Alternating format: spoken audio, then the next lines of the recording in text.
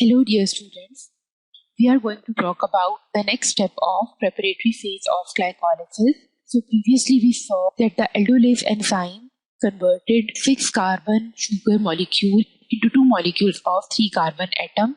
Now you have to note down that only glyceraldehyde 3-phosphate is the triose that can enter the payoff phase of glycolysis. Therefore, dihydroxyacetone phosphate has to be converted into glyceraldehyde 3-phosphate.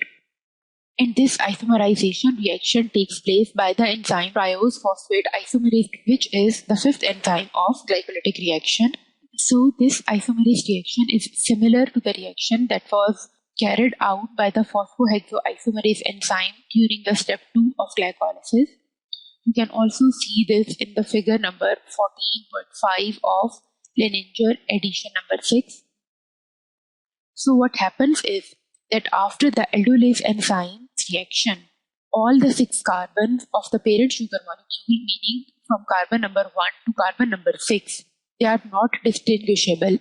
यानी आप carbon number 1, 2 और 3 में या carbon number 4, 5 और 6 में, which are now divided into 2 halves, में आप distinguish नहीं कर सकते. और अब ये 2 हाफ्स में डिवाइड हो चुके हैं, जिनमें से सेकेंड हाफ जो कि डाईहाइड्रोक्सी एसीटोन फॉस्फेट था, वो भी ग्लिसरल्डिहाइड 3-phosphate में कन्वर्ट हो जाएगा. And with this reaction, the preparatory phase of glycolysis comes to an end. And you can see that in short what happened through this phase was that the carbon number 1 was phosphorylated and carbon number 6 was phosphorylated. And then the sugar molecule was broken down into 2 molecules of glyceraldehyde 3-phosphate. So we can understand this in a better way from this picture.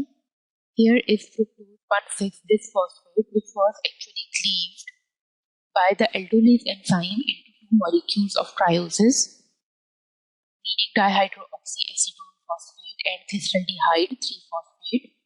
And these trioses are interconvertible by the triose phosphate isomerase enzyme, meaning the whole reaction has resulted in 2 molecules of glyceraldehyde 3-phosphate. And now at this point, when you get these 2 molecules, you can see here that in both of the molecules of glyceraldehyde 3-phosphate, you will have 3 carbons with same kind of atoms attached to them. One of the carbon will have this phosphate group.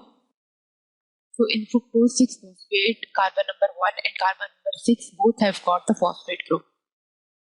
That's why here in glyceraldehyde 3-phosphate, you cannot differentiate whether this is carbon number 1 or carbon number 6. In the same way, you cannot differentiate this carbon, the central carbon of carbon chain, because it can be either carbon number 2 from the first half of fructose 1,6-phosphate, or it can be carbon number 5 from the second half of the carbon chain. And when you look at this carbonyl carbon, this can be either carbon number 3 or it can be carbon number 4. Moreover, you can also notice that here in glyceraldehyde 3-phosphate, the nomenclature of carbon atoms is different from that of fructose 1,6-bisphosphate. And here the carbonyl carbon is specified as carbon number 1, whereas the carbon carrying the phosphate group is termed as carbon number 3. यानी जब हम 2 molecules of glyceraldehyde 3-phosphate की बात करें तो हम carbon chains में differentiate नहीं कर सकते, और अगर हम इनमें डिफरेंशिएट करना चाहें, यानी if we would like to know that from where this carbon is coming, then we have to do the specific experiments in which we should label these carbon atoms with the radioisotopes, and only this kind of experiment can help us to identify the specific carbon and to realize that this carbon is coming from the upper part of the fructose 1,6-bisphosphate or the lower part of this molecule. And with this, the preparatory phase of glycolysis comes to an end. And now we have to see what is the atomic number of an element. This is the number of protons contained within the nucleus. and the mass number is the total number of protons and neutrons in the atomic nucleus.